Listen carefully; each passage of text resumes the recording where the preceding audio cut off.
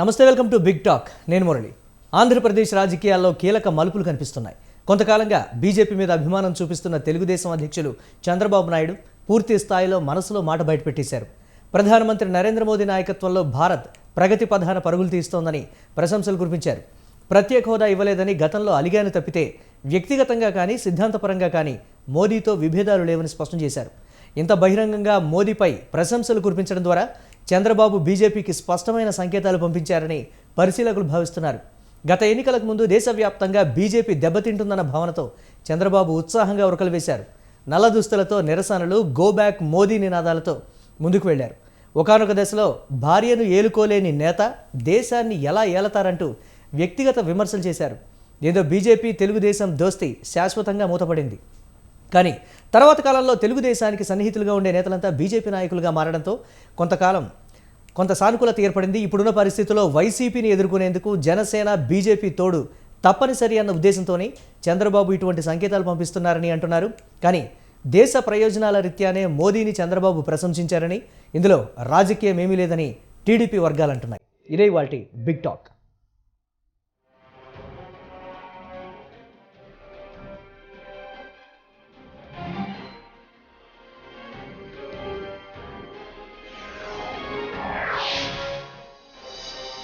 Right. రాజకీయాల్లో పర్టికులర్గా ఆంధ్రప్రదేశ్ రాజకీయాలకు సంబంధించి తెలుగుదేశం పార్టీ ఎప్పటి నుంచో బీజేపీతో అలయన్స్గా ఉంటే బాగుంటుంది అనేటువంటి మాట కూడా గత 6 నెలలు, సంవత్సరం కాలం నుంచి ఎక్కువగా వినిపిస్తున్నటువంటి పరిస్థితి. ఎక్కడా కూడా తెలుగుదేశం పార్టీ భారతీయ జనతా పార్టీని విమర్శించినటువంటి దాఖలాలు కానీ, లేకపోతే గతంలో ప్రత్యేక హోదా ఇవ్వలేదు అనేటువంటి విమర్శలు కూడా చేయనటువంటి పరిస్థితిని అయితే మనం చూస్తున్నాం. ఇటీవల పట్టభద్రుల ఎమ్మెల్సీ ఎన్నికల్లో విజయం తర్వాత ఉరకలేసినటువంటి ఉత్సాహంతో ముందుకు వెళ్తున్నటువంటి పరిస్థితి ఉంది టీడీపీ. కానీ ఖచ్చితంగా వై నాట్ 175 అని ఏ కాన్ఫిడెన్స్తో వైఎస్ఆర్ కాంగ్రెస్ పార్టీ ముందుకు వెళ్తుందో, కానీ అన్ని నియోజకవర్గాల్లో పట్టు సాధించాలన్నా, లేకపోతే ప్రభుత్వాన్ని ఏర్పాటు చేయాలన్నా కానీ అన్ని స్థానాల్లో కొన్ని చోట్ల మాత్రం పర్టికులర్గా పట్టు లేనటువంటి పరిస్థితి ఉంది. ఇటు బీజేపీకి కావచ్చు, జనసేనకు కావచ్చు, టీడీపీకి కావచ్చు. 175 నియోజకవర్గాల్లో అన్ని పార్టీలకు కూడా పూర్తిస్థాయి పట్టులేనటువంటి పరిస్థితి ఉంది. జనసేన గతంలో కన్నా మేము ఇప్పుడు బలపడ్డాము, ఖచ్చితంగా మాకు ఓటు బ్యాంకు పెరిగిందనేటువంటి మాట కూడా ఉంటుంది. ఇక్కడ ఆంధ్రప్రదేశ్ రాజకీయాల్లో ఒక సెంటిమెంట్ అయితే నడుస్తున్నటువంటి పరిస్థితి ఉంది. భారతీయ జనతా పార్టీతో ఎవరైతే అలయన్స్లో ఉంటారో వారికి విజయం తథ్యం. ఇటు వైఎస్ఆర్ కాంగ్రెస్ పార్టీ విజయం, అలాగే జాతీయ పార్టీ కాంగ్రెస్ సాధించినటువంటి విజయాల సంగతి పక్కన పెడితే భారతీయ జనతా పార్టీతో అలయన్స్లో ఉన్నటువంటి పార్టీ ఆంధ్రప్రదేశ్లో ఖచ్చితంగా ప్రభుత్వాన్ని ఏర్పాటు చేస్తుందనేటువంటి నానుడి. ఈ నేపథ్యంలో ముందు నుంచి కూడా జనసేన, బీజేపీ అలయన్స్లో ఉన్నటువంటి పరిస్థితి ఉంది. ఇప్పుడు విభేదించినటువంటి చంద్రబాబు కూడా మళ్ళీ జట్టు కట్టడానికి సిద్ధమవుతున్నారు. అందుకే రిపబ్లిక్ టీవీ నిర్వహించినటువంటి ఇష్టాగోష్ఠిలో వారు తన మనసులోని మాటను బయటపెట్టారు. ఎక్కడా కూడా మోదీతో వ్యక్తిగతంగా విభేదాలు అయితే లేవు. పార్టీ పరమైనటువంటి సిద్ధాంతాలు, రాష్ట్ర ప్రయోజనాల రీత్యా విభేదించడం జరిగింది తప్ప ఎక్కడా కూడా వ్యక్తిగతంగా విభేదాలు లేవు.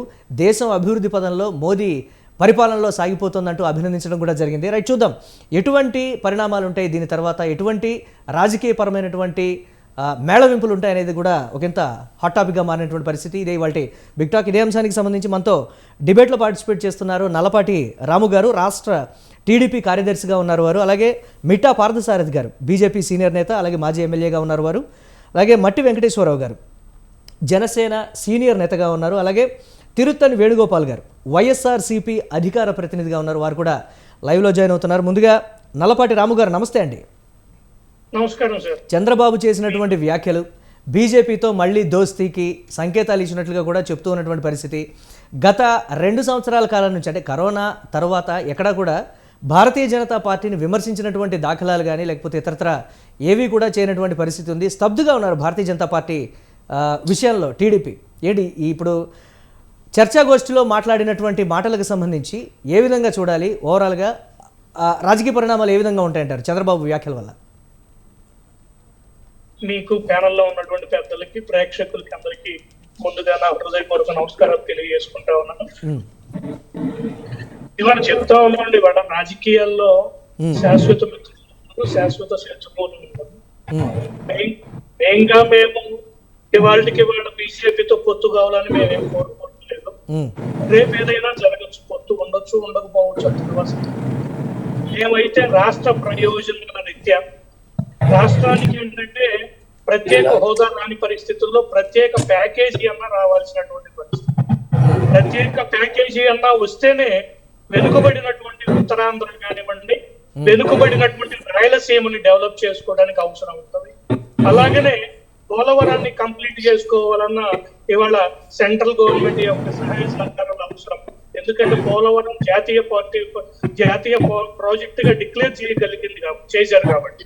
అలాగనే మనం అమరావతిని కంప్లీట్ చేసుకోవాలనుకున్న కంపల్సరీ మనకి సెంట్రల్ గవర్నమెంట్ యొక్క సహాయ సహకారాలు అవసరం. ఈ రీత్యా ఏంటంటే ఇప్పుడు మనకి ఎన్నో ఉన్నాయండి, ప్రజలకి అల్టిమేట్ గా రాష్ట్రానికి ప్రజలకి మంచి జరగాలి అంటే వాళ్ళతో సెంట్రల్ గవర్నమెంట్ లో ఎవరుంటే వాళ్ళతో మనం పొత్తు పెట్టుకుంటేనే, వాళ్ళతో సఖ్యతగా ఉంటేనే ఈ రాష్ట్రం బాగుపడుతుంది. సఖ్యతకి పొత్తుకి తేడా ఉంటుందని వైఎస్ఆర్ కాంగ్రెస్ పార్టీ చెప్తున్నటువంటి మాట. ఇప్పుడు ఆ పార్టీ విషయంలో జరుగుతున్నదే టీడీపీ కూడా కోరుకుంటుంది అనేటువంటి మాట. ఏం చెప్తారు? ఇప్పుడు మేము చెప్తున్నామండి, ఇవాళకి వాళ్ళైతే మాకు ఎవరితో పొత్తు లేదు, రేపు ఏదైనా జరగచ్చు. మేము కోరుకునేది ఒకటేనండి, రాష్ట్రం బాగుపడాలి అంటే ఏదైతే పోలవరానికి వాళ్ళు కేటాయించినటువంటి నిధులు ఉన్నాయో ఆ నిధులు ఇవాళకి కూడా రాబట్టుకోలేనటువంటి పరిస్థితి. పోలవరం కంప్లీట్ కాకుండా నానా ఇబ్బందులు పడతా ఉన్నాం. మన రాష్ట్రానికి అది జీవనాడి. పోలవరం కంప్లీట్ అయితే గాని, నదుల అనుసంధానం కంప్లీట్ అయితే గాని ఈ రాష్ట్రంలో ఉన్నటువంటి తాగునీరు సమస్య కానివ్వండి, సాగునీరు సమస్య గాని తీరటానికి అవకాశం ఉంటుంది. అలాగనే మనం రాజధాని లేనటువంటి పరిస్థితుల్లో ఉన్నాం. రాజధానిని కంప్లీట్ చేసుకోవాలంటే సెంట్రల్ గవర్నమెంట్ యొక్క సహాయ సహకారాలు అవసరం కాబట్టి మాకు వాళ్ళతో ఇటువంటి వేరే ఈ గొడవలు ఏం లేవండి. ఆ రోజు కూడా మేము విభేదించినప్పుడు కూడా కేవలం స్పెషల్ స్టేటస్ ఇవ్వట్లేదు అనేటువంటి విషయంలోనే మేము వాళ్ళతో విభేదించడం జరిగింది. మేము వాళ్ళు కలిసి ఉన్నప్పుడు ఏదైతే ఆ రోజున విభజన హామీలు ఉన్నాయో ఆ విభజన హామీలకు మించి కూడా మేము వాళ్ళ దగ్గర నుంచి ఏదైతే ఇన్స్టిట్యూషన్స్ ఉన్నాయో ఆ ఇన్స్టిట్యూషన్స్ కూడా రాబట్టడం జరిగింది. మేము ఏదన్నా కానీ ఆ రోజున విభేదించిన కేవలం స్పెషల్ స్టేటస్ లేదనేటువంటి ఇవ్వట్లేదనే ఉద్దేశంతోనే మేము వాళ్ళతో విభేదించాము. మేము ఇవాళ ఆ రోజు కూడా మేము స్పెషల్ ప్యాకేజీకి ఒప్పుకున్నది కూడా స్పెషల్ స్టేటస్ అని చెప్పి వాళ్ళతో గొడవ పడతా ఉంటే అటు ఇటు కాకుండా అయిపోతాము. వాళ్ళు ఎట్టో స్పెషల్ స్టేటస్ ఇచ్చేటటువంటి ఆలోచనలో లేరు కాబట్టి అట్లీస్ట్ స్పెషల్ ప్యాకేజీ అన్న తీసుకుంటే ఈ రాష్ట్రం బాగుపడుతుంది అనే ఉద్దేశంతో ముందుకెళ్ళాము. తర్వాత వాళ్ళతో విభేదాలు వచ్చినాయి, విడిపోయాము. ఇవాళ కూడా రేపేం జరుగుతుందని చెప్పలేమండి. ఇప్పుడు ఏంటంటే మా నాయకుడు చెప్పింది కూడా ఏంటంటే మాకేం తెలుగు బీజేపీ పార్టీతో వేరే సైద్ధాంతిక వేరేటువంటి విషయాలు ఎక్కడ కూడా గొడవ లేదు.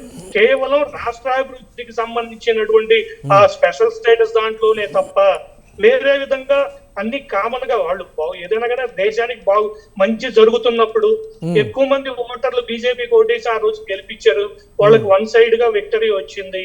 అలాగనే రేపొద్దున వాళ్ళు ఎక్కువ మంది ప్రజలు ఏం కోరుకుంటే దానికేనండి వాళ్ళు మా కార్యకర్తలు కానీ ప్రజలు కానీ వాళ్ళతో పొత్తు ఉండాలి అనుకుంటే ఆ పొత్తుకి వాళ్ళకి మాకు కనుక సరైనది జరిగితే అగ్రిమెంట్ జరిగితే ఉండొచ్చు. ఈ నిమిషానికి అయితే మాకు వాళ్ళతో అగ్రిమెంట్ లేదు, వాళ్ళతో మాకు పొత్తు లేదు. ఏ పార్టీతో కూడా ఈ నిమిషంలో మాకు ఎవరితో కూడా పొత్తు లేదు. ఇంకోటి కూడా చెప్తున్నానండి, మా కార్యకర్తలంతా కూడా ఏంటంటే ఎవరితో పొత్తు లేకుండా 175 నియోజకవర్గాల్లో మనం ఒంటరిగా పోటీ చేయాలనేదే మా కార్యకర్తల యొక్క ఆలోచన. వాళ్ళు కూడా మా అధినాయకుడు మా చంద్రబాబు నాయుడు గారిని అదే డిమాండ్ చేస్తా ఉన్నారు. మనం ఎవరితో పొత్తు పెట్టుకోవద్దండి, పొత్తు పెట్టుకోకపోయినా వాళ్ళు 130-140 స్థానాలు మనకు రావడానికి సిద్ధంగా ఉన్నాయి. ప్రజలంతా కూడా గతంలో కూడా టీడీపీలో ఉన్నటువంటి ఒక కోటరీ కావచ్చు, లేకపోతే చంద్రబాబు చుట్టూ ఉండేటువంటి కొంతమంది వ్యక్తులు కావచ్చు, ఇదే రకమైనటువంటి రాంగ్ డైరెక్షన్లో నడిపించారు, అందుకే 23 సీట్లకే పరిమితం అయ్యారు అనేటువంటి ఒక విమర్శ కూడా ఉంది కదా. ఆ కోణంలో చూడకూడదంటారా? ఇప్పుడు ప్రజలు వాళ్ళు ఎవరిని ఎన్నుకుంటారు అనేది వాళ్ళ యొక్క ఇదంటే ఆ రోజున జగన్మోహన్ రెడ్డి గారు ఇచ్చినటువంటి హామీలు కానివ్వండి, లేకపోతే వివేకానంద రెడ్డి గారి హత్య జరిగినటువంటి పరిస్థితుల్లో ఉన్నటువంటి ఆ సింపతి వల్ల కానివ్వండి, కోడికత్తి కేసు వల్ల కానివ్వండి, ఏదన్నా కానీ వైఎస్ఆర్ పార్టీ మీద జగన్మోహన్ రెడ్డి ఇచ్చినటువంటి హామీల మీద ఒక్కసారి ఒక్క ఛాన్స్ అడిగిన మీదట రాజశేఖర్ రెడ్డి గారిని దృష్టిలో పెట్టుకుని ఆ రోజున ఆ కుటుంబానికి ఏదో అన్యాయం జరుగుతుందనేటువంటి ఉద్దేశంతో వాళ్ళకి ఒక ఛాన్స్ ఇవ్వాలని చెప్పి ఇచ్చిన మాట వాస్తవం. అది బీజేపీ సహకారం వాళ్ళకు ఉందా లేదనేది తర్వాత సంగతి. ఏదైతే ప్రజలైతే ఎన్నుకున్నారు, ప్రజలు ఎన్నుకున్నారు, ఇవాళ ప్రజలు అనుభవిస్తా ఉన్నారు. ఏదైతే ప్రజలు మోసపోయారో ఆ ప్రజల యొక్క కన్నీళ్లు తుడిచి ఈ రాష్ట్రం యొక్క భవిష్యత్తుని మళ్ళా మేమైతేనే తీర్చిదిద్దగలం, చంద్రబాబు నాయుడు గారి ఆధ్వర్యంలోనే ఈ రాష్ట్ర భవిష్యత్తు ఉంది అనేటువంటి ఉద్దేశం.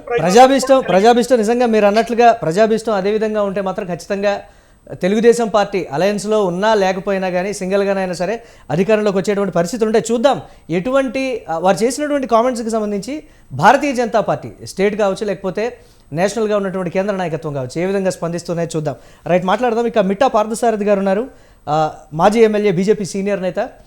పార్థసారథి గారు నమస్తే అండి. మ్యూట్లో ఉన్నారు, అన్మ్యూట్ చేయండి పార్థసారథి గారు. మీ వాయిస్ వినపడట్లేదు పార్థసారథి గారు. నమస్కారం అండి. చంద్రబాబు చేసినటువంటి నాకైతే ఈరోజు చాలా సంతోషంగా ఉంది. తెలుగుదేశం యొక్క నాయకులు మేము ఒంటరిగా వెళ్ళాలి అనేటువంటి ఆలోచనలో వారు మాట్లాడినందుకు నేను వారికి ప్రత్యేకించి ధన్యవాదాలు తెలియజేస్తున్నాను. ఎందుకంటే భారతీయ జనతా పార్టీ కార్యకర్తల గణమంతా కూడా ఇదే కోరుకుంటుంది, ఇప్పటి నుంచి కాదు. నేను 1998 ఎన్నికల్లో కూడా నేను ఉన్నాను. 1999 ఎన్నికల్లో తెలుగుదేశం యొక్క మద్దతుతో నేను గెలిచాను. ఆ రోజు ఉండేటువంటి దానితో. దాని తర్వాత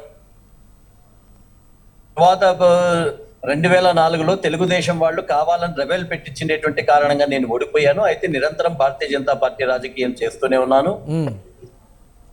నేను కోరుకునేది ఏదైతే తెలుగుదేశంలో ఉన్నటువంటి చంద్రబాబు నాయుడు గారికి అవకాశవాద రాజకీయాల్లో ఉన్నటువంటి యొక్క టెక్నిక్ గాని ఆయనకున్న తెలివి గాని చాలా పెద్దది. డెవలప్మెంట్ విషయంలో దీంట్లో that is a different story. చాలా విషయాల్లో ఆయన కాస్త బాగా చేసి ఉండవచ్చు, కానీ ఇంకా ఎక్కువ చేసే అవకాశాలు ఉన్నటువంటి కూడా ఉన్నా ఆయన సరిగా చేయలేకపోవచ్చు. That is a different story. ఎప్పుడు కూడా రాజకీయాల్లో కొంత నీతి నియమాలు అనేటువంటి ఉండాలి. కేవలం స్వార్థం, కేవలం సంపాదన, కేవలం ఒక కులానికి సంబంధించినటువంటి వ్యక్తుల కోసమే మనం ప్రయత్నాలు చేయడం, ఇట్లాంటివన్నీ కూడా దేశ భవిష్యత్తుకు మంచిది కాదు, పార్టీ భవిష్యత్తుకు కూడా మంచిది కాదు. అంతేకాకుండా ఎవడైనా సరే కింద ఉండే కార్యకర్త ఇంకో నాయకుడిగా ఎదుగుతాడంటే వాడు ఎక్కడో ప్రాబ్లం వస్తాడేమో అనేటువంటి ఉద్దేశంతో అతన్ని తొక్కేయడం కూడా పార్టీకి మంచిది కాదు. తెలుగుదేశంలో జరిగినటువంటి తప్పులు ఇవే.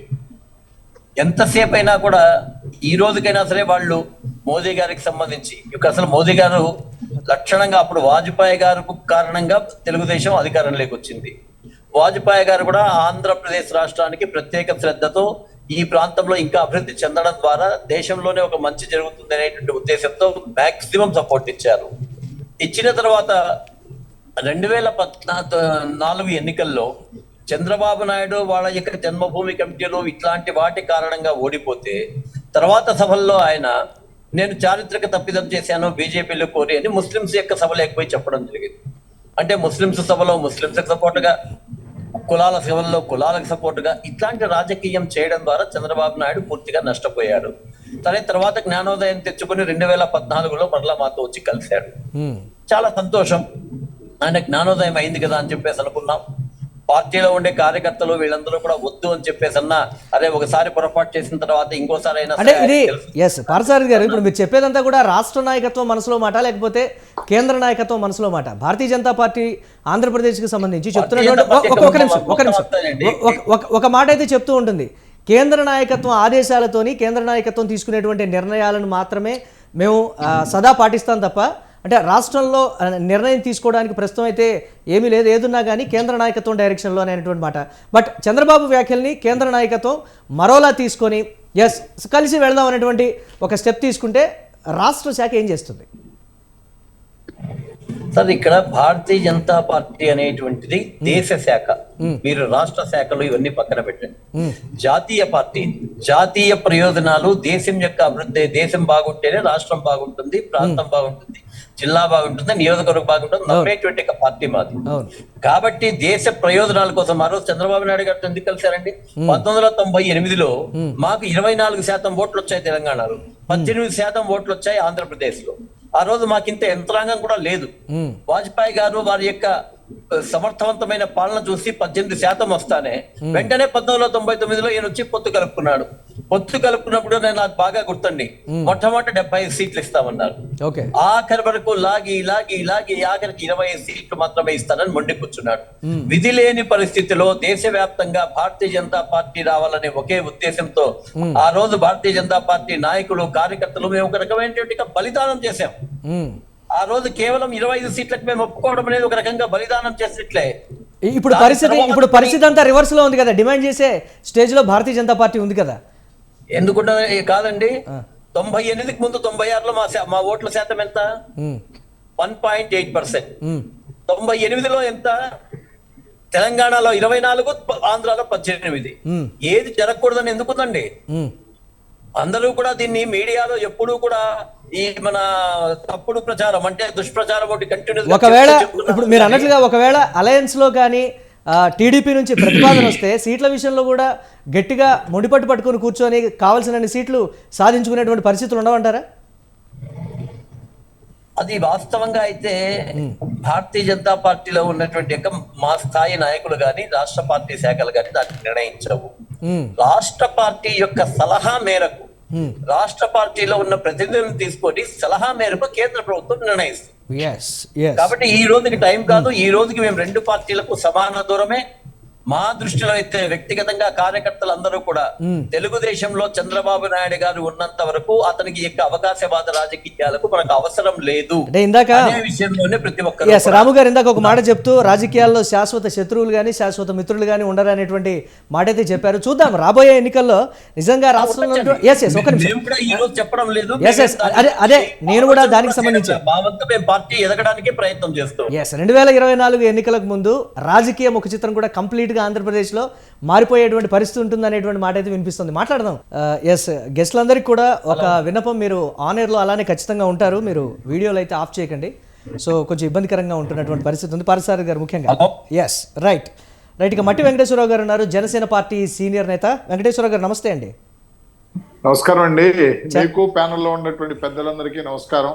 చంద్రబాబు చేసి మన స్వతంత్ర వీడియో ప్రేక్షకులకు కూడా శుభ సాయంకాలం, శుభరాత్రి తెలియజేసుకుంటూ చాలా మంచి టాపిక్ పెట్టారు. రాజకీయాలు అనేది మాత్రం జడ పదార్థం కాదు. రాజకీయాలు అనేది ఎప్పుడు కూడా పాదరసం లాగా మూవ్ అవుతూ ఉంటాయి. జడ పదార్థంగా ఉంటే అది రాజకీయాలే అవ్వవు. అయితే ఈ రోజున చంద్రబాబు గారు మనసు విప్పి మాట్లాడి, రిపబ్లికన్ టీవీ చర్చలో మనసు విప్పి మాట్లాడటం మూలంగా ఇవాళ మనం ఈ చర్చకి దారితీసింది. కానీ గతంలో చూసుకుంటే 2019 తర్వాత కేంద్ర ప్రభుత్వంతో కానీ కేంద్రంలోని అధికారంలో ఉన్నటువంటి భారతీయ జనతా పార్టీకి ఏ అవసరాలు కావాల్సిన ఆ అవసరాలను తీర్చే పార్టీగా తెలుగుదేశం పార్టీ, రాష్ట్ర తెలుగుదేశం పార్టీ ఉంది అని అంటాక అనేక నిదర్శనాలు మనకు ఉన్నాయి.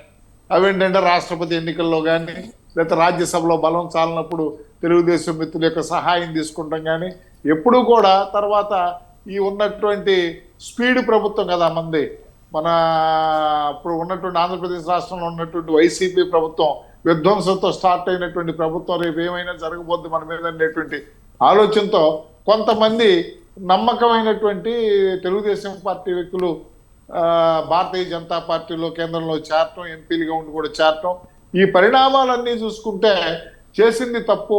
2019 ఎన్నికల్లో చేసింది ఎన్డీఏతో విడిపోవటం తప్పు. మరలా భారతీయ జనతా పార్టీ యొక్క ఆపన్న హస్తాన్ని అందుకోవాలన్న ఆలోచనతో తెలుగుదేశం పార్టీ ఉందనేటువంటి విషయం చాలా సుస్పష్టం. అదే విషయాన్ని చంద్రబాబు నాయుడు గారు మనసులో మాట రిపబ్లికన్ టీవీ చర్చలో తెలియపరచడం జరిగింది. ఈ విషయంలో నేను కృష్ణా జిల్లా జనసేన పార్టీ ఉపాధ్యక్షుడిగా మా పార్టీ స్టాండ్ అందరికి కూడా చాలా సుస్పష్టం. అదంతా కూడా తెల్ల కాగితం లాంటి స్టాండ్. మా నాయకుడు మొన్న కాకుండా గతంలో జరిగినటువంటి 2022లో జరిగినటువంటి ఆవిర్భావ సభ ఇప్పటంలో చాలా స్పష్టంగా ఆంధ్రప్రదేశ్ రాష్ట్రంలో ఉన్నటువంటి ఈ వైసీపీ ప్రభుత్వాన్ని వైసీపీ విముక్త ఆంధ్రప్రదేశ్ రాష్ట్రంగా చేయాలని, అదేవిధంగా అందుకోసం ప్రభుత్వ వ్యతిరేక ఓటును చేలనేమో, అందుకు మేము నడుం కడతాం అనేటువంటి చాలా స్పష్టమైనటువంటి నినాదంతో ముందుకు మేము వెళుతున్నాం. అందులో భాగంగానే మేము చేయాల్సిన ప్రయత్నాలు మా నాయకుడు చేస్తున్నారు. అయితే పొత్తులు ఈ విషయాలన్నీ ఇప్పుడు మాట్లాడేది కాదు, మా స్థాయి వ్యక్తి కాదు. మా నాయకుడు చాలా స్పష్టమైనటువంటి ఆదేశం ఏంటంటే పొత్తుల విషయంలో వారు ఏం చెప్తే అదే కానీ మిగతా వాళ్ళు మాట్లాడటా కూడా మాకు అవకాశం లేదు. అభిప్రాయాలు తీసుకునేటువంటి పరిస్థితి ఉండదంటారా? అంటే ఖచ్చితంగా ఆయా నియోజకవర్గాల్లో అధినేతలు ఖచ్చితంగా మా ఆంధ్ర ఒక నిమిషం. తీసుకుంటారు. అధినేతలు నిర్ణయం తీసుకున్నప్పటికీ కూడా గతంలో విభేదించి ఇప్పుడు ఉన్నట్టుండి మళ్ళీ కలిసిపోయి పని చేయాలి అనేటువంటి పరిస్థితుల్లో ఆయా నియోజకవర్గాల్లో ఉంటాయంటారా? అసలు చంద్రబాబు నాయుడు గారి విషయంలో ఆయన ఈ విషయం ఎప్పుడూ కూడా ఒక పని చేయాలనుకున్నప్పుడు వాళ్ళ యొక్క యంత్రాంగాన్ని అంతా మానసికంగా సన్నద్ధం చేసేటువంటి ఒక అధ్యయనం ద్వారా కానీ ఒక కార్యకలాపాల ద్వారా కానీ యాక్టివిటీస్ ద్వారా కానీ మానసికంగా సన్నద్ధం చేసేటువంటి ఒక గుణం అనేది చంద్రబాబు నాయుడు గారికి ఉంది. ఆయన ఖచ్చితంగా కూడా ఏంటంటే ఎట్టి పరిస్థితుల్లో దీంట్లో ఏంటంటే చంద్రబాబు గారు స్వార్థం ఉందో లేదో మనకు అనవసరం. ఏ రాజకీయ పార్టీ నాయకుడికైనా ఖచ్చితంగా రాజకీయ స్వార్థం ఉంటుంది. తదుపరి తెలుగుదేశం పార్టీ కనుక అధికారంలో దూరమైనా, అధికారానికి దగ్గర కాలేకపోయినా, అధికారంలో లేకపోయినా తెలుగుదేశం పార్టీ మనుగడకు ప్రమాదం కాబట్టి రాజకీయ అధికారం కోసం కావచ్చు, లేదు ప్రస్తుతం ఆంధ్రప్రదేశ్ రాష్ట్రంలో ఉన్నటువంటి పరిస్థితులను చూసుకుంటే ప్రజాస్వామ్య మనుగడికే ముప్పు వాటిల్లటం కాకుండా ఆంధ్రప్రదేశ్ రాష్ట్రం కొన్ని దశాబ్దాల వెనుకబాటుకు వెళ్ళినటువంటి విషయం మనం చూస్తున్నాం. రాజధాని లేని రాష్ట్రం, ఏదైతే ఆంధ్రప్రదేశ్ రాష్ట్రానికి జీవనాడి, అదేవిధంగా బహుళార్థ సాధక ప్రాజెక్ట్ అయినటువంటి పోలవరం ఈ రోజున 2021 అన్నారు, 2022 అన్నారు, 2023 అన్నారు, ఇప్పుడు వచ్చి 2022 చివరిలో వచ్చి కాపర్ డ్యామ్ కి డ్యామేజ్ జరిగింది అనేటువంటి మాట వెంకటేశ్వర గారు, ఇక్కడ ఆంధ్రప్రదేశ్ రాజకీయాల్లో ఒక ప్రశ్న తలెత్తుతోంది ఓటర్ మధ్యలో కూడా. వారు అప్పుడప్పుడు జనసేన అధినేత పవన్ కళ్యాణ్, అంటే మీ పార్టీ అధినేత పవన్ కళ్యాణ్, చంద్రబాబు అప్పుడప్పుడు కలవటం, కొన్ని జరిగినటువంటి సంఘటనలకు సంబంధించి చంద్రబాబు వచ్చి సంఘీభావం ప్రకటించడం, లేకపోతే బీజేపీతో అలయన్స్లో రాష్ట్రంలో 175 స్థానాల్లో పోటీ చేస్తే ఇటు టీడీపీ బలంగా ఉన్న కొన్ని చోట్ల కావచ్చు, ఇప్పుడిప్పుడే పుంజుకుంటున్నటువంటి జనసేన పార్టీ ఆయా నియోజకవర్గాల్లో చాలా వరకు కూడా ఓటు శాతం పెరిగినటువంటి పరిస్థితి ఉంది. ఎక్కడా కూడా బీజేపీతో కంప్లీట్గా 175 స్థానాల్లో పోటీ చేస్తే అధికారంలోకి వచ్చేటువంటి పరిస్థితులు లేవు అనేటువంటి మాట. టీడీపీని జతకట్టి వైఎస్ఆర్ కాంగ్రెస్ పార్టీని అధికారంలోకి రాకుండా చేయాలంటే టీడీపీతో జతకడితేనే బాగుంటుంది అనేటువంటి ప్రతిపాదన కూడా ఢిల్లీ వెళ్ళిన ప్రతిసారి కావచ్చు, భారతీయ జనతా పార్టీ సీనియర్ నేతలను కలిసిన ప్రతిసారి కూడా వారు ఇదే నొక్కి ఒక్కాణిస్తున్నారు. ఓటర్కి మనం ఇప్పటి నుంచే ఒక క్లారిటీ ఇవ్వాల్సినటువంటి పరిస్థితి ఉంటుంది. భారతీయ జనతా పార్టీ టీడీపీతో కలిస్తే బాగుంటుంది అనేటువంటి ఒక మధ్యవర్తిత్వం అనుకోవచ్చా, లేకపోతే సుహృద్భావ వాతావరణంలో ఇద్దరిని కలిపేటువంటి ప్రయత్నం అనుకోవచ్చా, లేకపోతే రాష్ట్రానికి మేలు చేయాలి అనంటే, మేలు జరగాలి అంటే, ప్రస్తుత ప్రభుత్వం పోవాలి అనంటే ముగ్గురం కలవాల్సినటువంటి ఆవశ్యకత ఉంది అనేటువంటి భావాన్ని ఖచ్చితంగా భారతీయ జనతా పార్టీ దృష్టికి వారు తీసుకువెళ్లారు అనేటువంటి మాట ఏం చెప్తారు? ఖచ్చితంగా సార్, ఖచ్చితంగా నేను ముందే చెప్పా. ఈ విషయంలో జనసేన పార్టీ మా నాయకుడు ఆలోచన తెరిచిన పుస్తకం. దీంట్లో ఎలాంటి అరమరికలకు కానీ ఎక్కడ దానికి సంబంధించి టీడీపీతో కలిసి వెళితే బాగుంటుందని బాహాటంగా బయటికి చెప్పినటువంటి పరిస్థితిలో ఎక్కడ బీజేపీ రూట్ మ్యాప్ ఇప్పటికీ ఇవ్వలేదనేటువంటి మాట పదే పదే చెప్తున్నారు, కానీ ఎక్కడా కూడా ఈ విధమైనటువంటి కోణంలో మాట్లాడినటువంటి పరిస్థితి లేవు కదా. ఒక్కసారి సార్, మొన్న లేటెస్ట్ గా మా పిఎస్సి చైర్మన్ మనోహర్ గారు, మా నాయకుడు పవన్ కళ్యాణ్ గారు ఢిల్లీ వెళ్ళటం, ఢిల్లీలో భారతీయ జనతా పార్టీ ముఖ్యులతో కలవటం, కలిసిన తర్వాత ప్రెస్ మీట్ ఒకసారి మీరు చూడండి. అక్కడ కూడా ఢిల్లీ నడిబొడ్డు మీద ఖచ్చితంగా వైసీపీ విముక్త ఆంధ్రప్రదేశ్ రాష్ట్రం కోసం పోరాడతామని, ప్రతిపక్ష ఓటుని ఎట్టి పరిస్థితుల్లో చీలనివని చెప్పడం అనేది ఇంకా అంతకన్నా మా స్టాండ్, ప్రస్తుతానికి మా స్టాండ్ అది. దీన్ని మేము ఏ రూపంలో ఏ విధంగా మలుచుకుంటాం అనేది సమయం సందర్భం వచ్చినప్పుడు మా నాయకుడు అంటే ఓటర్కి మాత్రం వెంకటేశ్వరరావు గారు ఓటర్కి మాత్రం ఖచ్చితంగా ఒక క్లారిటీ ఇవ్వాల్సినటువంటి అవసరం ఉంది. కార్యకర్తల్లో కూడా దానికి సంబంధించి కార్యకర్తల మనోగతం, లేకపోతే కార్యకర్తల్ని మానసికంగా సిద్ధం చేసి ఆయా పార్టీల నేతల్ని కలుపుకొని ఎవరికైతే మనం ఎదురెళ్తున్నామో, ఎవరినైతే గద్దెదించాలని ప్రయత్నం చేస్తున్నామో దానికి ఇంకా కొంచెం కాన్ఫిడెంట్గా మనం పోరాడగలం అనేటువంటిది ఒకటైతే జనసేన పార్టీ కార్యకర్తలు కూడా వినిపిస్తున్నటువంటి పరిస్థితి ఉంది. వెంకటేశ్వరరావు గారు మాట్లాడదాం దీనికి సంబంధించి. ఒక్క విషయం అండి, ప్లీజ్. ఇప్పుడు నాయకుడు అనేది గత కాలంలో స్పీకర్లు పెట్టుకుని దంచే నాయకత్వం పోయి ఈ రోజున కనుసైగ ద్వారా నడిపించేటువంటి నాయకత్వం ఇవాళ జనసేన పార్టీ. కనుసైగ ద్వారా 2023 ఆవిర్భావ సభ, 2022 ఆవిర్భావ సభలో ఖచ్చితంగా మా శ్రేణులకి ఏ విధమైనటువంటి మెసేజ్ వెళ్ళాలి, అదే విధంగా ప్రజలకు ఏ విధమైనటువంటి మెసేజ్ వెళ్ళాలి. ఎందుకంటే ఒక మెసేజ్ ఇచ్చేటప్పుడు అది ఫ్లెక్సిబుల్ గా ఉండాలి. అంటే అభిమానులు కార్యకర్తలు ఒకటే చెప్తూ ఉంటారు, వారి చిరునవ్వు కావచ్చు లేకపోతే వారి చూపు కావచ్చు, దాంట్లోనే మేము అర్థం చేసుకుంటాం వారి సిగ్నల్ ఏంటో అనేటువంటి మాట. ఎస్ చూద్దాం. రైట్ మాట్లాడదాం. ఫ్లెక్సిబుల్ గా ఉంటాం. ఎందుకంటే రాజకీయంలో ఏ రోజున ఏ విధంగా జరుగుద్దో, ఏ విధంగా మలుపు తిప్పుకోవాలో మనం ఫ్లెక్సిబుల్ గా చూద్దాం ఎలా ఉండబోతుంది. రైట్. మా యొక్క తాపత్రం ఆంధ్రప్రదేశ్ రాష్ట్ర భవిష్యత్తు, ఆంధ్రప్రదేశ్ ఆ ఉద్దేశంతో ఉన్నటువంటి 3 పార్టీలు కలిస్తే బాగుండేది అనేటువంటి మాట కూడా వినిపిస్తోంది. చూద్దాం, దీనికి సంబంధించి మాట్లాడదాం వెంకటేశ్వరరావు గారు. అలాగే తిరుత్తని వేణుగోపాల్ గారు ఉన్నారు, వైసీపీ అధికార ప్రతినిధి, వారితో కూడా మాట్లాడదాం. వేణుగోపాల్ గారు నమస్తే అండి. మురళి గారు నమస్తే. వై నాట్ 175 అనేటువంటి నినాదంతో వైఎస్ఆర్ కాంగ్రెస్ పార్టీ వెళ్తున్నటువంటి పరిస్థితి.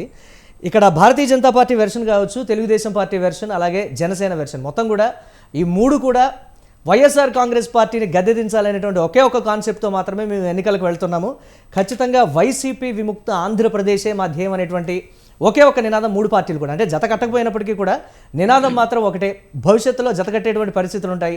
అలా జత కడితే మాత్రం వై నాట్ 175 కాదు 75 కూడా వచ్చేటువంటి పరిస్థితులు వైఎస్ఆర్ కాంగ్రెస్ పార్టీకి లేవు అనేటువంటి మాట. ఒకవేళ జట్టు కడితే నిజంగా అటువంటి పరిస్థితులు వైఎస్ఆర్ కాంగ్రెస్ పార్టీ ఎదుర్కొంటుందా? మురళి గారు, మీకు అదే విధంగా టీడీపీ నాయకులు రాము గారికి, అదే బీజేపీ నాయకులు పార్థసారథి గారికి, జనసేన నాయకులు వెంకటేశ్వరరావు గారికి, అదే విధంగా స్వతంత్ర టీవీ ప్రేక్షకులకి నా నమస్కారము. మురళి గారు వినపడుతుందా? మురళి గారు, ఈరోజు చంద్రబాబు నాయుడు గారి విజన్ ఒకటి, జగన్మోహన్ రెడ్డి గారి విజన్ ఒకటి, జనసేన నాయకులు పవన్ కళ్యాణ్ విజన్ ఒకటి, బీజేపీ నాయకులు మోడీ గారి విజన్ ఒకటి. ఎవరి విజన్ ఏమిటని మీకు 2 నిమిషాలు టైం ఇస్తే. ఈరోజు చంద్రబాబు నాయుడు గారి విజన్ ఏమంటే, ఆయన ఏ విధంగా అయినా అధికారంలోకి రావాలి. అది వెన్నుపోటైనా సరే, కుట్రలు కుతంత్రాలైనా సరే, అనేక పొత్తులైనా సరే, అవినీతి విధానాలైనా సరే, ఎమ్మెల్యేలు కొనుగోలు అయినా సరే, అదే విధంగా నోటికి వచ్చిన అబద్ధాలు, హైటెక్ మాటలు, అదే విధంగా మోసపూరిత హామీలు, అధికారం కోసం అడ్డదారులు, ఇన్సైడ్ ట్రేడింగ్, గ్రాఫిక్ చిత్రాలు, అదే విధంగా దిగజారుడు రాజకీయాలు, వ్యవస్థలను మేనేజ్ చేయడంలో దిట్టాగా ఉంటారు చంద్రబాబు నాయుడు. దీనికి బ్రాండ్ అంబాసిడర్ చంద్రబాబు నాయుడు చెప్పచ్చు. ఆయన ఏమిటంటే అధికారం కోసం వీటన్నిటిని అధిగమించి తీసుకొని రాగల పరిస్థితి ఆయన ప్రయత్నం చేస్తూ ఉంటాడు. అదే విధంగా జనసేన నాయకులు ఏమిటంటే, ఆయనకు బలం లేదు కాబట్టి, ఆయనకు బలం లేదు, నాకు జనాలు వస్తారే కానీ ఓటు జగన్ కేస్తారు, నాకు బలం లేదు కాబట్టి ఏదైతే ప్రభుత్వ వ్యతిరేక ఓట్లు నేను ఒడిసి పడతాను అంటాడు. ఆయనకు బలం ఉంటే ఇవన్నీ లేదు, ఆయన డైరెక్ట్ గా పోయి రంగంలో దిగలుగుతాడు. ఆయనకి బలం లేదు కాబట్టి ఈ రోజు మోడీ గారన్నా ఇవ్వాలి రూట్ మ్యాప్, లేదా చంద్రబాబు నాయుడు గారన్నా ఇవ్వాలి. కానీ ఇప్పుడు ఏదైతే బీజేపీ వాళ్ళు పవన్ కళ్యాణ్ ఒక ముఖ్యమంత్రిగా చూడాలనే ఉద్దేశంతో వాళ్ళు రూట్ మ్యాప్ ఇచ్చినా ఈరోజు పవన్ కళ్యాణ్ కదిలే పరిస్థితి లేదు. ఎందుకంటే కర్ణాటక బొమ్మన్నారు, తెలంగాణ బొమ్మన్నారు, ప్రచారం చేయమన్నారు. అక్కడ ఏ సీట్లు వస్తాయో చూసుకొని ఇక్కడ ముఖ్యమంత్రిగా ప్రకటిస్తాము. వేణుగోపాల్ గారు వద్దంటే ఈ రోజు ఎక్కడ ఆ విషయం బయటకు రాలేదు కదా వేణుగోపాల్ గారు. అంటే పవన్ కళ్యాణ్ ప్రభావం, అక్కడ పవన్ కళ్యాణ్ ప్రభావం కర్ణాటకలో కానీ తెలంగాణలో కానీ ఉంటేనే ఇక్కడ ముఖ్యమంత్రి అభ్యర్థిగా ప్రకటిస్తామనేటువంటి మాట భారతీయ జనతా పార్టీ నేతల్లో కావచ్చు. ఆ విధమైనటువంటి ప్రక్రియ కూడా ఎక్కడ వారి మాటల్లో కావచ్చు, ఇండైరెక్ట్ గా కావచ్చు, డైరెక్ట్ గా కావచ్చు, ఎక్కడ అన్నటువంటి పరిస్థితి ఉంది. ఇప్పుడే పెద్ద జనసేన నాయకులు చెప్పారు, ఢిల్లీలో ప్రెస్ మీట్ పెట్టాడు అని. ఢిల్లీలో ప్రెస్ మీట్ పెట్టి ఏం చెప్పాడు, నేను మీరిద్దరు పొత్తులతో కలిసి వస్తున్నారంట, లేదు మేము ఇంకా పుంజుకోవాలి, 9 సంవత్సరాలు ఈ పార్టీ పెట్టి కూడా ఇంకా పుంజుకోనే పరిస్థితిలో ఉన్నాడు పవన్ కళ్యాణ్. అదే విధంగా బీజేపీ కూడా ఇంకా పుంజుకోవాలి అంటాడు. అంటే 40 సంవత్సరాలు బీజేపీ పార్టీ రాష్ట్రంలో పుంజుకోవాలి, 9 సంవత్సరాలు పెట్టిన పార్టీ వీళ్ళు పుంజుకోవాలి. అంటే ఏమని, బీజేపీతో కలిసి ప్రయాణం చేసేది ఇష్టం లేక పవన్ కళ్యాణ్ పుంజుకునే పరిస్థితిలో ఉన్నారు. కానీ బీజేపీ వాళ్ళు ఏమి రూట్ మ్యాప్ ఇచ్చారు, నువ్వు 2 రాష్ట్రాల్లో పోయి నీ హవా చూపించు, ఈ రాష్ట్రంలో నీకు చూపిస్తాం, చంద్రబాబు నాయుడుతో మనకు పొత్తొద్దు, చంద్రబాబు నాయుడు దగ్గర మనం మోసపోకూడదు, చంద్రబాబు నాయుడు దగ్గర మనం వెన్నుపోటు పొడుచుకోకూడదు. సొంత రాష్ట్రంలో ప్రభావం చూపించమని అడుగుతారు కానీ పక్క రాష్ట్రాల్లో ప్రభావం చూపిస్తేనే ఇక్కడ ముఖ్యమంత్రి అభ్యర్థి అనేటువంటి ప్రతిపాదన పెట్టేటువంటి పరిస్థితి నాకు తెలిసి భారతీయ జనతా పార్టీలో ఉండేటువంటి సిచ్యువేషన్స్. ఇప్పుడు మాకుండే విశ్వసనీయ సమాచారం మీద మేము చెప్తున్నాం, వినండి. అంటే కేంద్ర నాయకత్వం నుంచి ఉందా వైఎస్ఆర్ కాంగ్రెస్ పార్టీకి ఆ సమాచారం? వేణుగోపాల్ చెప్పండి ప్లీజ్. చెప్పండి జనసేన నాయకుల్ని. కేంద్ర నాయకత్వం ఒక నిమిషం ప్లీజ్ వేణుగోపాల్ గారు. వైఎస్ఆర్ కాంగ్రెస్ పార్టీకి భారతీయ జనతా పార్టీ కేంద్ర నాయకత్వం నుంచి ఆ సమాచారం ఉందా? విశ్వసనీయ సమాచారం అంటే ఆ కోణంలోనే చూడాలి. ఇప్పుడు వారాహి వాహనం జనసేన నాయకులు ఎందుకు పక్కన పెట్టేస్తారు? ఉగాదికి వస్తా, సంక్రాంతికి వస్తా, దసరాకి వస్తానని దసరా పోయి సంక్రాంతి పోయి ఉగాది పోయింది. మరి వారాహి వాహనం ఏమైంది? మేమేదో దాన్ని ఆపేస్తామన్నారే, ఆయనకి ఆపుకున్నాడు. ఆయనకి జనాల్లో తిరిగే ఓపిక సహనం లేదు. సినిమాలు అదేవిధంగా ప్యాకేజీలకి ముందుకు పోతున్నాడే గాని ప్రజల్లో తిరిగి ప్రజల్లో నిత్యం దాని కోసం పోరాటం చేస్తే ఖచ్చితంగా చెయ్యాలి. అందుకే బీజేపీ వాళ్ళు ఇచ్చారు, అయ్యా ప్రజల్లో ఉండు, పోయి కర్ణాటక తెలంగాణలో అంతా పోయి తిరిగి ప్రచారం చేయి, ఆంధ్రాలో ప్రచారం చేయి. నిన్నే ముఖ్యమంత్రిగా ప్రకటిస్తామంటే ఆ రూట్ మ్యాప్ పక్కన పెట్టేసి ఇప్పుడు చంద్రబాబు నాయుడు రూట్ మ్యాప్ కోసం వెయిట్ చేస్తున్నాడు. చంద్రబాబు నాయుడు ఏ రూట్ మ్యాప్ ఇస్తాడో ఆ రూట్ మ్యాప్ ఫాలో అయ్యేదని ప్రయత్నం చేస్తున్నాడు.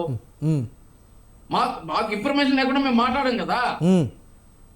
ఈరోజు పవన్ కళ్యాణ్ వారాహి ఎందుకు పక్కన పెట్టేసారు? జనసేన నాయకులు ధైర్యంగా చెప్పని ఇప్పుడు చూద్దాము. ఎవరు ఆపినారు? దసరా పోయింది, సంక్రాంతి పోయింది, ఉగాది పోయింది, మరి ఏమైంది ఆ వాహనం? అదేవిధంగా బీజేపీ ఏమనుకునింది? చంద్రబాబు నాయుడు మనం పొత్తు సపోర్ట్ చేస్తే చంద్రబాబు నాయుడు పుంజుకుంటాడు, ఆయన అవకాశం అయిపోయిన తర్వాత మనకు ఒక వెన్నుపోటు కూడా వస్తాడు, ఈ మతతత్వ పార్టీతో మనం ఎందుకు వచ్చామని చెప్పి మళ్ళీ మనం ఏదైతే 18% ఉంది 18% ఉంది, ఈరోజు 1% తెప్పించాడు చంద్రబాబు నాయుడు పొత్తుల వల్ల. వాళ్ళు ఇండివిజువల్ గా పోయింటే 18% వచ్చింది వాళ్ళకి, బీజేపీ వాళ్ళకి వాజ్పేయి టైంలో. మతతత్వ పార్టీని దాని పేరు ఒక బురద చల్లుతాడు, కాంగ్రెస్ పార్టీకి పొత్తులు పెట్టుకుంటే దానికి ఒక బురద చల్లుతాడు, జనసేనకు ఒక బురద చల్లుతాడు, కమ్యూనిస్టులకు ఒక బురద చల్లుతాడు. ఆయన అవకాశం తీయకపోతే బురద చల్లుతాడు. ఆ అవకాశం వద్దు అని చెప్పి బీజేపీ వాళ్ళు జనసేన నాయకుడికి పవన్ కళ్యాణ్ చెప్తా అంటే ఆయన వాళ్ళు చంద్రబాబు నాయుడు ట్రాప్ లో పడిపోయాడు. వీళ్ళు మోడీ కౌగిలి నుంచి బయట లేకపోతున్నాడు, చంద్రబాబు నాయుడిని కాదంటున్నాడు. అంటే ప్రతి పార్టీ కూడా నియోజకవర్గాల్లో ఆ ఓటు శాతం కావచ్చు, ఆ పరిస్థితులు కావచ్చు, అన్ని సర్వే రిపోర్ట్లు తెప్పించుకున్న తర్వాతే మేము ముందుకు వెళ్తామని కూడా జనసేన చెప్పింది కదా. పరిస్థితి ఆ కోణంలో చూడకూడదు అంటారా పొత్తుల విషయంలో? జనసేన నాయకుడు ఎప్పుడో సభలో చెప్పాడు, నాకు ఏదైతే మీటింగ్లకు వస్తా గాని జగన్మోహన్ రెడ్డి గారికి ఓట్లు వేస్తారని. నాకు ఓటు వేశారు ఇక మీదటైనా ఆలోచించండి, ఓటు వేశారు ఇక మీదటైనా ఆలోచించండి అనేటువంటి మాట చెప్పారు. ఎన్నికలకు ముందు ఒక సర్వే రిపోర్ట్. నమ్మకం కలిగినప్పుడు నేను పొత్తులు లేకుండా పోతాను, నాకు నమ్మకం కలిగినప్పుడు మీ పైన నేను పొత్తులు లేకుండా పోతాను. ఎన్నికలకు ముందు సర్వే రిపోర్ట్లు తెప్పించుకున్న తర్వాతే మిమ్మల్ని నమ్మే పరిస్థితి లేదు అని జనసేన ఎవరైతే ఉన్నారో వాళ్ళ కార్యకర్తల మీటింగ్ లోనే చెప్పడం జరిగింది. మీరు కావాలంటే వీడియో పెడతారు చూడండి. మీపై నాకు నమ్మకం లేదు, అందుకనే పొత్తులతో పోతాను, మీకు పైన నమ్మకం కలిగినప్పుడు నేను పొత్తులు లేకుండా వస్తాను అని పైగా చెప్పడం జరిగింది. అంటే ఏమని? వీళ్ళకి ఒక ఎథిక్స్ లేదు, వీళ్ళకి రాజకీయ విలువ లేదు. చంద్రబాబు నాయుడుకి కానీ పవన్ కళ్యాణ్కి కానీ మోడీ గారు ఏమంటున్నారు? ఈ రోజు మనం స్వయంగా పోతాము, 175 నియోజకవర్గాలు మనమే పోటీ పెడతాము, 175 నియోజకవర్గాలు ఎన్ని సీట్లు వస్తే పర్సెంటేజ్ వస్తే పెంచుకునే ప్రయత్నం చేస్తారని బీజేపీ అంటుంది. కానీ పవన్ కళ్యాణ్ బీజేపీ కరుసందుల నుంచి పారిపోయి ఇప్పుడు పార్సారథి గారు కూడా చెప్పారు కదా, ఏ విధంగా వాడుకుంటాడు, ఏ విధంగా పక్కన పెడతాడని నేను చెప్పడం ఏంది? కానీ తెలంగాణకి కర్ణాటకకి ఎదురు తిరగలేదు, ఎందుకు మూల పెట్టేశాడు? బీజేపీ రూట్ మ్యాప్ ఇచ్చింది కదా. అంటే వైఎస్ఆర్ కాంగ్రెస్ పార్టీ చెప్తోంది ఈ విషయానికి సంబంధించి. ఎక్కడ భారతీయ జనతా పార్టీ జాతీయ నాయకత్వం కానీ, రాష్ట్ర నాయకత్వం కానీ, లేకపోతే ఎక్కడా కూడా మీడియాలో రావడం కానీ, సోషల్ మీడియాలో రావడం కానీ, ఇద్దరి మధ్య విభేదాలు ఉన్నాయని కానీ, లేకపోతే ఆ రాష్ట్రాల్లో ఎన్నికల ప్రచారానికి వెళ్ళమంటే పవన్ కళ్యాణ్ వెళ్ళలేదనేటువంటి విషయం కూడా ఎక్కడా కూడా బయటికి రాలేదు. వైఎస్ఆర్ కాంగ్రెస్ పార్టీకి మాత్రమే. వాహనం ఏమన్నా ఇంజిన్ ట్రబులా? ఇంకెప్పుడు పోతారు? ప్రజల్లోకి వెళ్ళేటప్పుడు కొన్ని నియోజకవర్గాలే కాకుండా జనసేన దానికి చెప్తుంది, ఒక విషయం చెప్తోంది వేణుగోపాల్ గారు. ఈ విషయానికి సంబంధించి జనసేన ఒక విషయం క్లారిటీ చెప్తోంది ఈ విషయానికి సంబంధించి. ప్రజల్లోకి వెళ్ళాలి అని అంటే నేరుగా ఒక లాంగ్ రూట్ మ్యాప్ అనేది వేసుకోవాలి. అది ఎన్నికలకు ముందు వేసుకుంటే సరిపోతుంది. ప్రస్తుతానికి వారు పార్టీని నడపాలి అని అంటే సినిమాలు చేయాల్సిన ఆవశ్యకత. ఒక నిమిషం వేణుగోపాల్ గారు, పార్టీని నడపాలంటే సినిమాలు చేయాల్సిన ఆవశ్యకత గురించి చెప్పారు. నాకు వేరే ఇన్కమ్ సోర్స్ లేదు, వేరే బిజినెస్ లేదు, సినిమా మాత్రమే ఉంది. ఒక పర్టికులర్ టైం చూసుకొని నేను ప్రజల్లోకి వెళతాను, నేను నా వృత్తి చూసుకుంటాను, రాజకీయాలు రెండు కూడా నడిపేటువంటి పరిస్థితులు ఉంటాయి, వేరే వ్యాపారాలు ఉంటే అది వేరే విషయం, కానీ ఈ రెండింటిని కూడా నేను బ్యాలెన్స్ చేసుకోవాలనేటువంటి మాట కూడా చెప్పారు కదా. మేము కూడా ఆయన వృత్తి చూసుకోమంటాము, సాటర్డే సండే సాఫ్ట్వేర్ ఇంజనీర్ లాగా రాజకీయాల్లోకి రమ్మని చెప్తున్నాం మేము కూడా. ఆయన కూడా మేము ఆయన గుర్తింపు మళ్ళీ వీకెండ్ పాలిటీషియన్ అని మళ్ళీ వైఎస్ఆర్ కాంగ్రెస్ పార్టీ అనదా? జనసేన నాయకుల కోసం వెయిట్ చేయడం లేదు. వీకెండ్ పాలిటీషియన్ అని అనదా? మళ్ళీ ఏదైతే సాఫ్ట్వేర్ జాబ్ చేస్తున్నారో వాళ్ళు రైట్ మాట్లాడదాం. చెప్పండి. రైట్ మాట్లాడదాం, చూద్దాం ఎటువంటి. వెంకటేశ్వర గారు ప్లీజ్, వెంకటేశ్వర గారు ఇస్తాను. మాట్లాడదాం. రైట్ వేణుగోపాల్ గారు. Right. Party BJP Janasena stand చెప్పాం. మా స్టాండ్ చెప్తాం, వినండి. మేము సంక్షేమాన్ని అభివృద్ధిని 4 సంవత్సరాలుగా ఏదైతే పరుగులెత్తించామో ఈ రోజు దానికి గాను మేము 175 నియోజకవర్గాలు అభ్యర్థులు పెడుతున్నాం. 175 నియోజకవర్గాలు గెలుస్తున్నాం. అది మా స్టాండ్.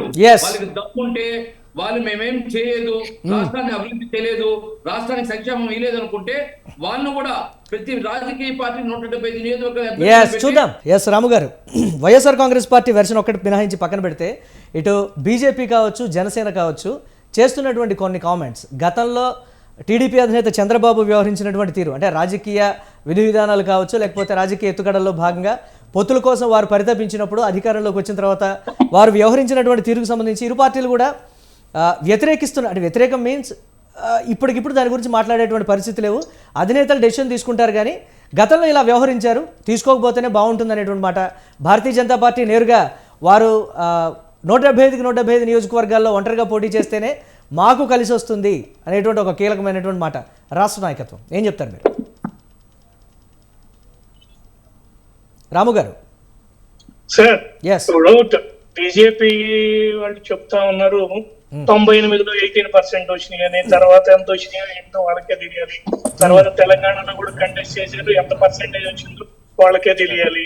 ఇవాళ మేము చెప్పేది ఒకటేనండి, ఆ రోజు వాళ్ళకి ఇష్టమైంది, మాకు ఇష్టమైంది, పొత్తు పెట్టుకున్నాం 2014లో. దానివల్ల మాకు గెయిన్ అయ్యాము, వాళ్ళు గెయిన్ అయ్యారు. ఇవాళ విడిపోయిన తర్వాత మేము ఒక మాట మాట్లాడి వాళ్ళు ఒక మాట మాట్లాడితే ఉపయోగం లేదు. ఇవాళ 2019లో మీరు ఒంటరిగా పోటీ చేశారు, మీకు ఎన్ని ఓట్లు వచ్చినాయో మీకు తెలియాలి. మీకు ఈ స్టేట్ లో, ఆంధ్రప్రదేశ్ లో కానివ్వండి, తెలంగాణలో కానివ్వండి, ఎంత బలం ఉందనేది మీకు తెలుసు, ప్రజలకు తెలుసు. బాబుతో పొత్తు వల్లే ఓటు శాతం మాది దిగజారిపోయింది, తగ్గిపోయింది అనేటువంటి మాట వాస్తవమేనాది? ఇప్పుడు వాళ్ళకి తర్వాత మాతో పొత్తులోంచి విడిపోయిన తర్వాత వాళ్ళు విడిగా పోటీ చేసినప్పుడు మొన్న 2019లో ఎన్ని ఓట్లు వచ్చినాయి, ఎంత పర్సెంటేజ్ ఓట్లు వచ్చినాయి అనేది ఒకసారి మీరు గమనించాలి. ఇవాళ రేపు కూడా ఇవాళ వాళ్ళు బీజేపీ వాళ్ళు ఏం తెలివి తక్కువ వాళ్ళు ఏం కాదు కదా, వాళ్ళ కేంద్ర నాయకత్వం వాళ్ళు ఆంధ్రప్రదేశ్ లో మళ్ళా చంద్రబాబు నాయుడు గారితో పొత్తు కావాలనుకున్నాం, లేకపోతే మేము వాళ్ళతో పొత్తు కావాలనుకున్న పొత్తు మాట్లాడుకుని పొత్తు సెట్ అయిందంటే వాళ్ళు 1కి 2 సార్లు అన్ని ఆలోచించే కదా. తెలుగుదేశం పార్టీ వల్ల వాళ్ళకి ఉపయోగం ఉందనుకుంటేనే పొత్తు పెట్టుకుంటారు తప్పించి మేమే వాళ్ళతో బలవంతంగా పొత్తు పెట్టుకునేటువంటి పరిస్థితి ఉండకపోవచ్చు కదా, ఉండదు కదా. డెఫినెట్ గా ఇప్పుడు వాళ్ళకి మా వల్ల గెయిన్ ఉంది, లేకపోతే వాళ్ళ వల్ల మాకు గెయిన్ ఉన్నప్పుడే 2 పార్టీలు పొత్తులోకి వెళ్తాయి.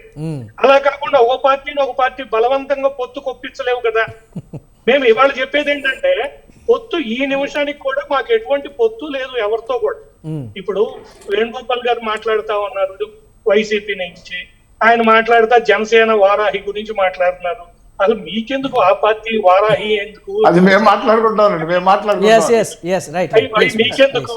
ఇప్పుడు తెలుగుదేశం పార్టీ ఏదో అన్నారు మీరు, ఇవాళ ఒకప్పుడు ఏమన్నారండి, వాళ్ళ 23 మంది ఎమ్మెల్యేలు మేము కొన్నామనో లేకపోతే ఏదో మా మీద అభాండాలు వేశారు కదా.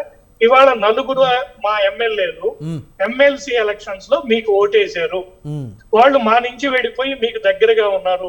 జగన్మోహన్ రెడ్డి గారు చెప్పింది ఏంటంటే, అంతకుముందు ఎవరైనా మా పార్టీలో చేరాలంటే ఎమ్మెల్యే సీటుకి రిజైన్ చేసి వచ్చి మళ్ళా మా పార్టీలో చేరి ఎలక్షన్ లో గెలవాలి అనేది ఆయన కండిషన్. ఇవాళ ఆ కండిషన్ ని ఫుల్ఫిల్ చేయకుండా ఆ 4 వ్యక్తులతో రాజీనామా చేయకుండా వాళ్ళని మీతో కలుపుకుని తిరుగుతున్నారు. ఎమ్మెల్సీ ఎలక్షన్ లో మీకు వాళ్ళు ఓట్లు వేశారు. ఏమైంది మీ నీతి మొత్తం ఏమైంది? వాళ్ళని ఎందుకు రాజీనామా చేపించరు? రాజీనామా చేపించి పోటీ చేపించండి మీ పార్టీ తరఫున.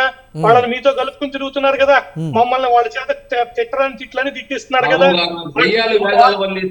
వేణుగోపాల్ గారు please let him speak. Venugopal గారు ప్లీజ్ వేణుగోపాల్ గారు లెట్ హిమ్ స్పీక్. వారిని మాట్లాడివ్వాలి. వేణుగోపాల్ గారు ప్లీజ్ చేయండి, వేణుగోపాల్ గారు మీరు మాట్లాడేటప్పుడు నేను మాట్లాడలేదు. రాము గారు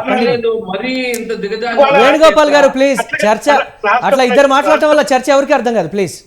రాష్ట్ర ప్రజలు మొత్తం కూడా భారతదేశం మొత్తం కూడా హూ కిల్డ్ బాబాయ్, వివేకానంద రెడ్డి గారిని ఎవరు చంపారు అనేది సిబిఐ ఎంక్వైరీలో వచ్చింది బయటికి.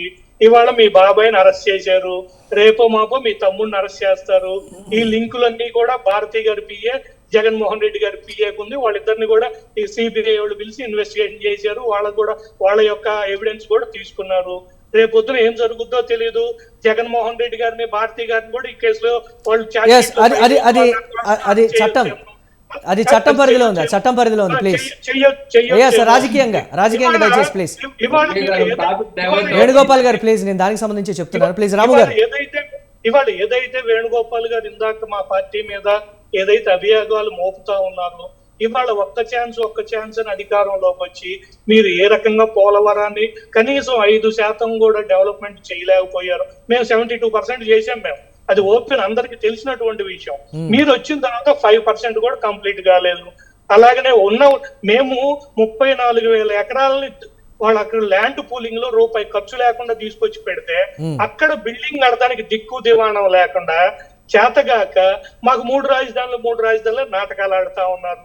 అలాగనే ఇవాళ సిఆర్డిఏ ద్వారా రైతుల దగ్గర నుంచి ల్యాండ్ పూలింగ్ లో సింగిల్ రూపాయి తీసుకోకుండా మేము ఇవన్నీ డెవలప్ చేస్తామని చెప్పి వాళ్ళతో అగ్రిమెంట్ చేసుకున్న వాళ్ళు ఆ అగ్రిమెంట్ ఫుల్ఫిల్ చేయకుండా అంటే వీటన్నిటికీ రాము గారు, అంటే వీటన్నిటికి సంబంధించి లేదు ఒక నిమిషం, వీటన్నిటికి సంబంధించి ప్రజలు కూడా ఆలోచిస్తున్నటువంటి పరిస్థితి ఉంది. గత ప్రభుత్వ పాలనకి, ప్రస్తుత ప్రభుత్వ పాలనకి, లేకపోతే ఎస్ రాము గారు ప్లీజ్, ఈ రెండు ప్రభుత్వాలు, ఈ రెండు పార్టీలే కాదు, కొత్త పార్టీలకి లేకపోతే కొత్త కూటమికి ఏమన్నా అవకాశాలు ఇవ్వాలా, లేకపోతే ఏ విధంగా ఉంటుంది రాష్ట్రం? ఒకటి ఇప్పటి వరకు కూడా ఆ రెండు పార్టీల విధి విధానాలు కావచ్చు, ఇవన్నీ కూడా చూసాం. రాష్ట్రం అభివృద్ధి పదంలో నడిచిందా లేకపోతే తిరోగమనంలో పయనిస్తుందా అనే దానికి సంబంధించి కూడా ఓటర్ ఒక క్లారిటీతో ఉన్నటువంటి మాట అయితే వాస్తవం. చూద్దాం ఏ విధంగా ఉంటుంది అనేది. పార్థసారథి గారు, ఫైనల్గా భారతీయ జనతా పార్టీ చంద్రబాబు వ్యాఖ్యలకు సంబంధించి నిజంగా జాతీయ నాయకత్వం సానుకూలంగా స్పందించి స్తబ్దుగా ఉండండి, ఎన్నికలకు ముందు ఖచ్చితంగా సర్వే రిపోర్ట్లు తెచ్చుకొని ఎలాగో వెళదాం, జనసేన పార్టీ కూడా టీడీపీతో వెళ్తేనే బాగుంటుంది. తప్పకుండా ప్లీజ్, ఈ విధానంతోనే మనం ముందుకు వెళదాం అనేది జనసేన పార్టీ కూడా ఒక డిమాండ్ పెట్టింది అనేటువంటి మాట అయితే వినిపిస్తోంది. నిజంగా జనసేన పెట్టినటువంటి డిమాండ్ తోటి టీడీపీని కలుపుకొని వచ్చే ఎన్నికల్లో పోటీ చేసేటువంటి పరిస్థితులు ఉన్నాయి రాష్ట్రంలో. పార్థసారథి గారు. ఎస్ ఇక్కడ ఉండేటువంటిది ఏంటంటే, ఇంతకుముందే అనుకున్నాం పొత్తులకు సంబంధించి. అయితే జనసేనతోనే మేము ఉన్నామనేటువంటిది ఈ రోజుకైనా కూడా ఎప్పటికైనా కూడా వాస్తవం. కారణం ఏంటంటే, రాష్ట్రంలో ఉన్న తెలుగుదేశం కానివ్వండి, వైఎస్ఆర్ జగన్ పార్టీ కానివ్వండి, ఎప్పుడు కూడా రెండు అవినీతి పార్టీలు, దౌర్జన్య పార్టీలు, రకరకాల కబ్జాల పార్టీలు అనేటువంటిది యావత్తు ప్రజలకు తెలుసు. దాంట్లో అయితే ఎవరికి ఏమనుమానం లేదు. నువ్వు పెద్ద దొంగ, అసెంబ్లీలో కూడా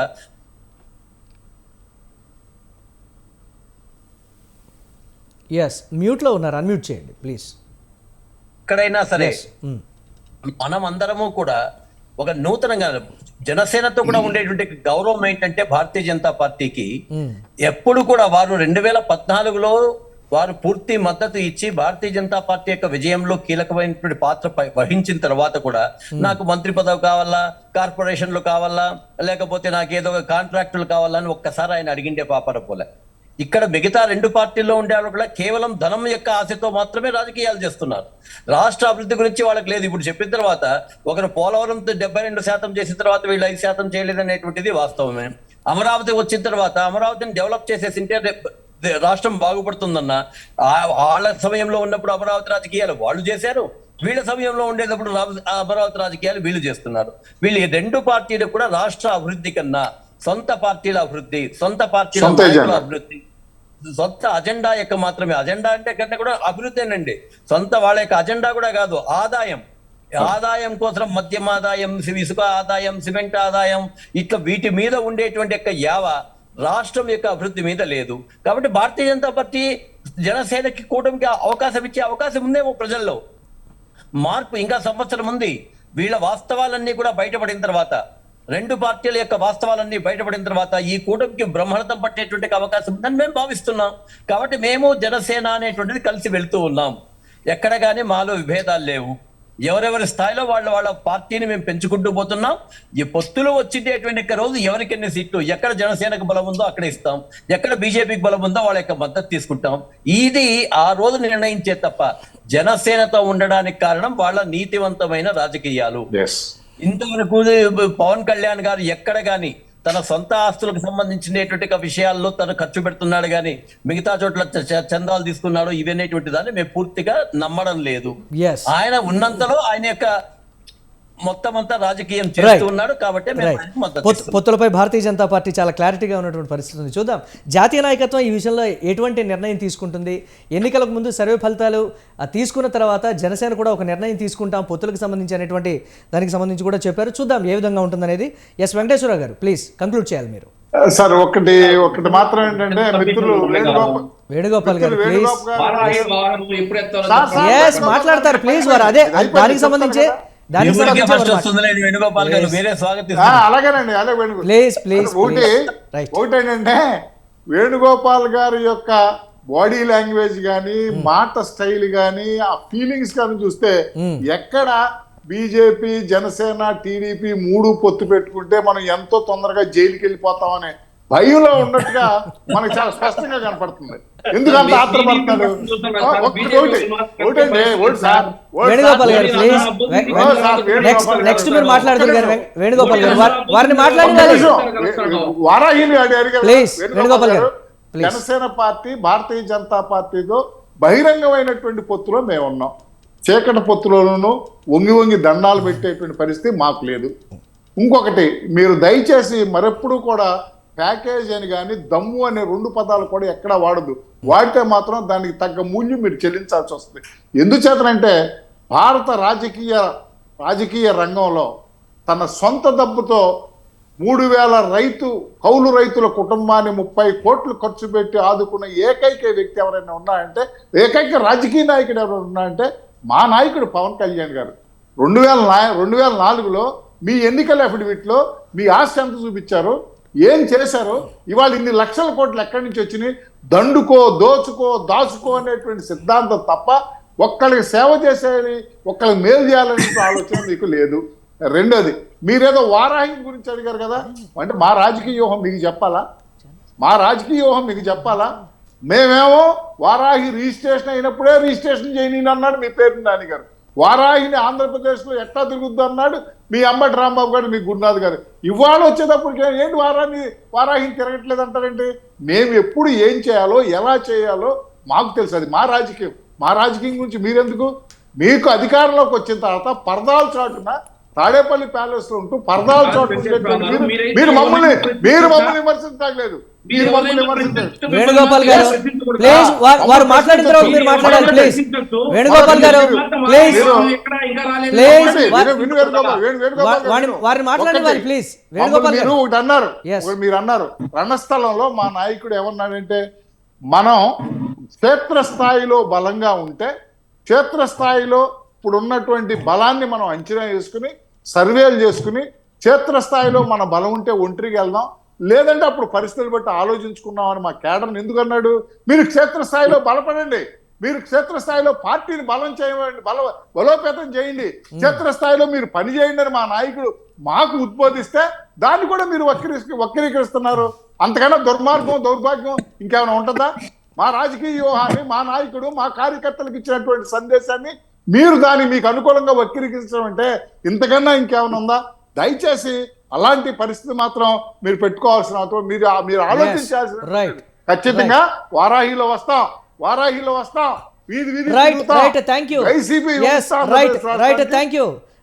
వెంకటేశ్వరరావు గారు, పార్థసారథి గారు, రాము గారు, తిరుత్తని వేణుగోపాల్ గారు బిగ్ టాక్ స్పెషల్ డిబేట్లో పార్టిసిపేట్ చేసినందుకు